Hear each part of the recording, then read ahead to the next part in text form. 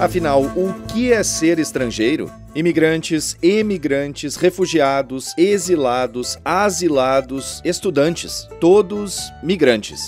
De alguma forma, por escolha ou necessidade, essas pessoas tiveram que se movimentar. Mais do que isso, tiveram que partir, deixando pátria, família e parte de suas histórias para trás. Um caminho muitas vezes árduo, difícil, doloroso e que, no fim das contas, remonta a um processo que ocorre há séculos. Ou melhor, milênios. A migração.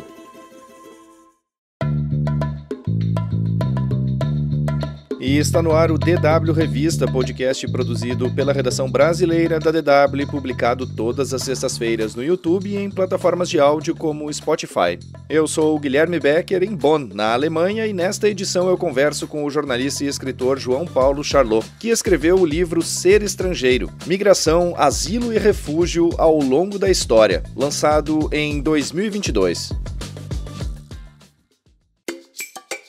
No ano passado, eu fiz um documentário sobre os 200 anos da imigração alemã para o Brasil, que pode ser acessado no canal da DW Brasil no YouTube. E já no final do documentário eu digo a seguinte frase: o mundo é e sempre vai ser um constante processo migratório. Afinal, engana-se muito quem pensa que a migração é um processo novo. João Paulo Charlot, obrigado por participar do DW Revista. E a primeira pergunta que eu queria te fazer, sem querer dar spoiler sobre o livro, é: quem é o estrangeiro? O estrangeiro é o outro, né? É todo aquele que não somos nós, sejamos nós quem for. O estrangeiro normalmente é designado pelos olhos e pela voz de quem diz, né? É uma condição que imputam a você, porque ela é, em grande medida, inventada. Então, o estrangeiro é aquele que vem de fora ou aquele que está do lado de fora, a partir de um referencial criado que fatalmente é artificial, né? Esse fora pode ser fora de um grupo muito pequeno, né? De um clã, de um dialeto, né? E pode ser maior, pode ser alguém de fora de um país, pode ser alguém de fora de uma comunidade, como a comunidade europeia. Então você percebe que, se a gente pensar em termos de círculo, por exemplo, né, você constrói círculos maiores ou menores dependendo de que fatores você quer usar para dizer que aquele grupo é agregado entre si e que existe alguém que está do lado de fora. E essa pessoa que está de fora é normalmente aquele a quem se convenciona chamar de estrangeiro. É o outro, é o diferente, e ao longo da história ele vai ter diferentes nomes: é o bárbaro, é o selvagem. Então é aquele que não somos nós, sejamos nós quem quer que seja, porque a gente pode falar em termos de civilização ocidental, em termos de Europa, em termos de Brasil, enfim. São conceitos, como muitos conceitos que a gente usa na política, na nossa linguagem, são conceitos inventados, assim como são inventadas as fronteiras, né? São todas criações humanas que em alguma medida se prestam para a nossa convivência, mas em larga medida também são pervertidas e se convertem em elemento de perseguição, de exclusão, de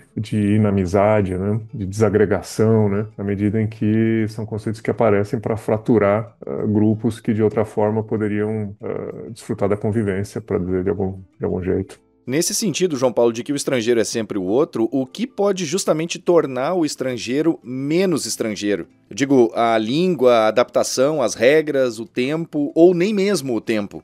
Depende do grupo, né?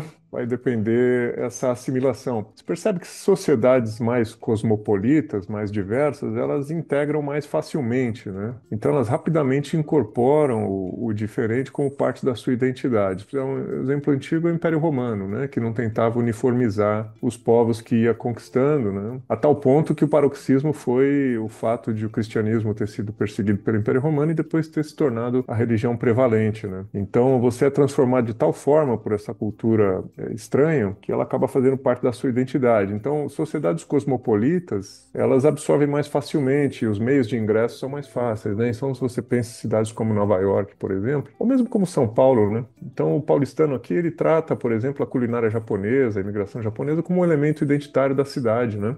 Já bastante incorporado uma imigração que foi do início do século XX, né? Passagem do século XIX para o século XX. E hoje o paulistano fala com muito orgulho, por exemplo, sobre o bairro da Liberdade ou sobre a comida japonesa, ou artes marciais, ou qualquer coisa do tipo. E as pessoas acham que sempre foi assim, mas não foi. Então, se você visita os registros, por exemplo, dos discursos feitos no Congresso Nacional, quando o Brasil celebrou o acordo com o Japão para importar mão de obra japonesa, e era tudo o contrário. Existia um temor do perigo amarelo, né? Depois, na Segunda Guerra Mundial, essas pessoas foram deportadas, por exemplo, do litoral para o interior de forma intempestiva, perderam todos os seus bens. Então, não é verdade que eles sempre foram bem-vindos, né? Então, você me pergunta sobre assimilação, e aí o que eu estou te dizendo varia de sociedade para sociedade e varia também com a passagem do tempo. Você vê que existe uma absorção, né? Mas, via de regra, o primeiro contato é de contraste, né? E de repulsa. Então, o estrangeiro é aquele no qual a gente deposita todas as nossas mazelas, né? Então, ele, ao mesmo tempo, é o vagabundo que depende de apoio do Estado e que gera custo para o Estado, mas ele é também o mesmo que rouba emprego. Então, você percebe que mesmo contradições evidentes como essa convivem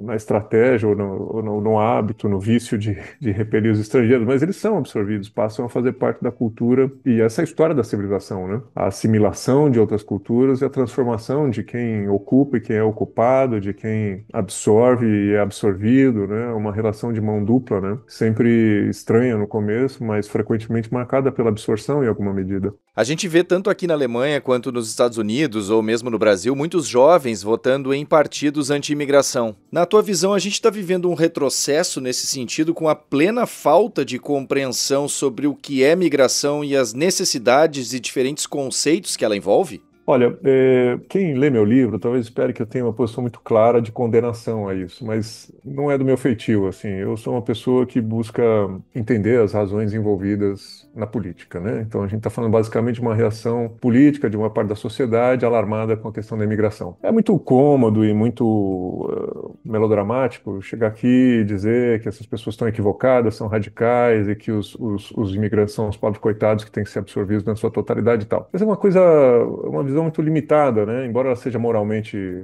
apreciada, ela não dá conta da complexidade da realidade, porque, de fato, é preciso ter essa empatia, né? Que não necessariamente leva a uma simpatia. Eu não simpatizo com as posições de extrema-direita nacionalista, evidentemente, mas eu sou capaz de empatizar, né? Eu sou capaz de me colocar no lugar dessas pessoas para tentar entender o que leva elas a tomar essas opções políticas, né? E eu, por exemplo, morei em cidade pequena, rural, do interior, onde existia esse tipo de sentimento. Convivi com famílias arraigadas por geração nessas localidades, com hábitos muito solidificados do ponto de vista de costume, de moral, de religião, e pude perceber a inquietação quando esse ambiente tão solidificado através dos anos é perturbado pela chegada de uma cultura diferente, de pessoas diferentes, com necessidades diferentes. Então, não é preciso um grande esforço para entender por que essas pessoas reagem dessa forma, né? A gente tem, de forma geral, no mundo hoje, um sentimento regressionista, um sentimento de que a gente teve, em algum momento da nossa existência, uma ordem mais harmônica e que isso foi profundamente perturbado, né? Esse pensamento não é exclusividade do setor conservador de direita, reacionário, de extrema-direita. Não é só exclusividade do MAGA, do Make America Great Again, que não explica qual é esse momento da América em que ela foi tão grande, pacífica e, né? São construções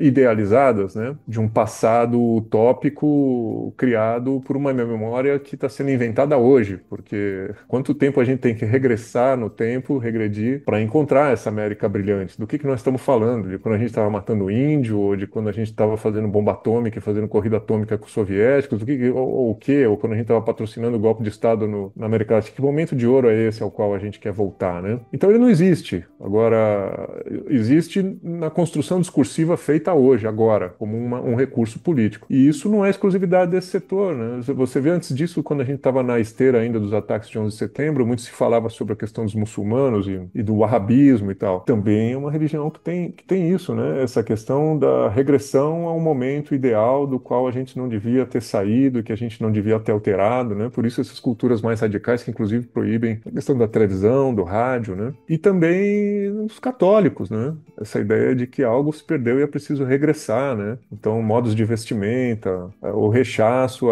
a certas contemporaneidades, né? Como se fosse possível desinventar o carro e tudo ficar bem, né? Como se a gente pudesse voltar a isso. Então, essas comunidades que são mais interioranas, mas não só, né? As capitais também têm esses movimentos, acho que são a ponta de lança desse movimento, né? De um certo... É um pouco pastoril, um pouco primitivista, um pouco uma ideia de que é preciso regressar a uma ordem que está sendo perturbada. E, nesse sentido, a pessoa que chega de fora, ela altera demais. A resposta que tem sido dada pelos movimentos de extrema-direita, nacionalistas, é a resposta de dizer que isso é possível, né? Então, se as pessoas querem isso, vamos oferecer a elas essa possibilidade. E essa é a plataforma política desses partidos e por isso eles têm crescido tanto, né? Eles se propõem a oferecer respostas a problemas agudos, reais e imediatos, né? Enquanto a esquerda, no caso do Brasil isso é muito nítido, está com um discurso sobre valores como democracia, república, superestruturas, né? Que no limite, que no horizonte vão fazer a vida melhor. Mas não é o linguajar da pessoa que está preocupada com esses problemas imediatos, né?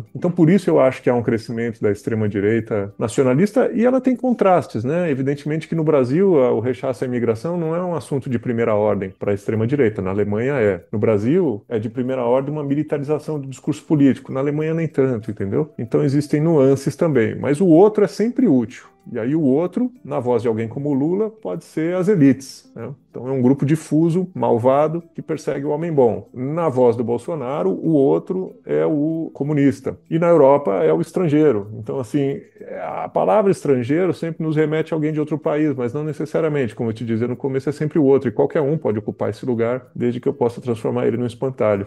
Muitos brasileiros e brasileiras se queixam, e com razão, né, João Paulo, que fique claro aqui, do tratamento dado a eles e elas no exterior. Afinal, fora do Brasil, o brasileiro é um estrangeiro. Mas há inúmeros casos de preconceito também no Brasil, de brasileiros contra estrangeiros, dependendo, claro, de onde esse estrangeiro vem, né, e também de brasileiros contra outros brasileiros. Como isso é visto por ti? Aqui isso é menos agudo porque o país é muito grande, tem muita gente e os imigrantes, em termos percentuais, são poucos, né? Então, você pode achar muita gente no Brasil que nunca viu um estrangeiro, né? Assim, é diferente disso acontecendo na Suíça, vamos dizer. Então, assim, essa diluição não é um assunto menor.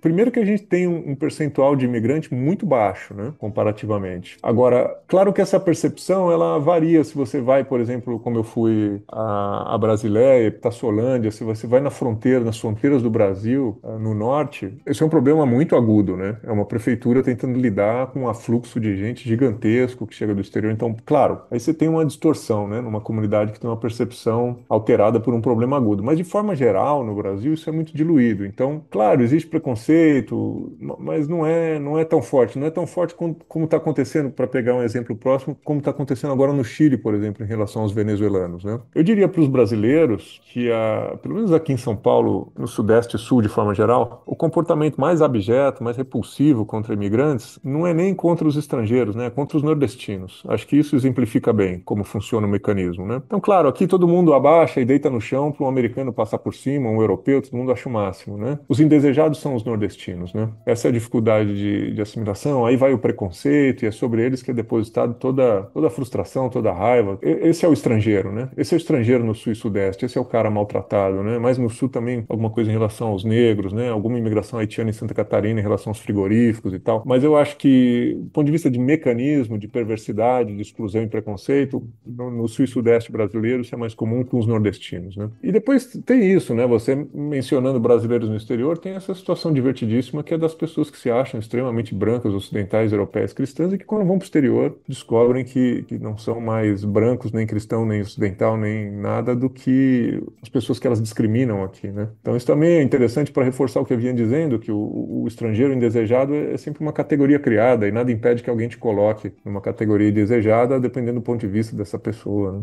Justamente isso está escrito num dos capítulos do livro, né, de que nós somos o imigrante ao lado. A gente sempre é estranho ou estrangeiro aos olhos de alguém, né, do outro. Uma vez eu estava entrevistando um professor de Princeton, nos Estados Unidos, sobre essa questão da imigração e do discurso antimigratório do Trump no mandato anterior dele. E eu falei, professor, mas quando é que começou esse rechaço ao imigrante nos Estados Unidos? Todo mundo veio de fora ali, com exceção dos povos originários indígenas. Quando é que se começou o rechaço aos imigrantes, se os imigrantes são uma identidade tão constitutiva da história americana, né? E eu achando achando que isso era uma coisa recente, tal. Ele falou, não, isso começou com o primeiro imigrante. Eu falei, mas como assim? Ele falou, o primeiro cara que desceu de um barco nos Estados Unidos olhou e falou para trás, ó, esse cara que vem atrás de mim é imigrante, é um estrangeiro, é imigrante, não deixa ele entrar. Então é isso, você sempre se vê como detentor de um direito personalíssimo, exclusivo, porque você é uma pessoa boa, e o estranho é sempre o outro, né? O criminoso é sempre o outro, o estrangeiro é sempre o outro, né? Quantos latino-americanos não votaram no Trump com o desejo de que ele agisse contra o outro, né? Contra o bandido, o estuprador, o traficante, e aí descobriram de manhã cedo, quando acordaram, que o bandido, o estuprador, o traficante, aos olhos do Trump, é ele mesmo, né? Ainda que não seja, porque não precisa ser, basta que digam que é. Do ponto de vista político, basta que o discurso político surta efeito, não importa se ele corresponde à realidade, né? Então é isso, você pode subitamente ser convertido no inimigo, no estranho, no estrangeiro, no indesejado, a depender de quem fala. Isso é uma condição que muda muito, muito rapidamente, né? Não existe nada disso cristalizado, são construções que variam ao sabor da conveniência política do momento, né? A edição desta semana do DW Revista, uma produção da DW em Bonn, na Alemanha, fica por aqui. Fica aqui também meu muito obrigado ao João Paulo Charlot pelas informações, análises e percepções compartilhadas neste episódio. Mais conteúdos você encontra no nosso site dw.com/Brasil e também no canal da DW Brasil no YouTube. A produção, a apresentação e edição técnica são minhas, Guilherme Becker. A revisão final e a coordenação são do Rafael Plezan. O DW Revista volta na sexta-feira que vem. Obrigado por acompanhar a gente e um bom final de semana.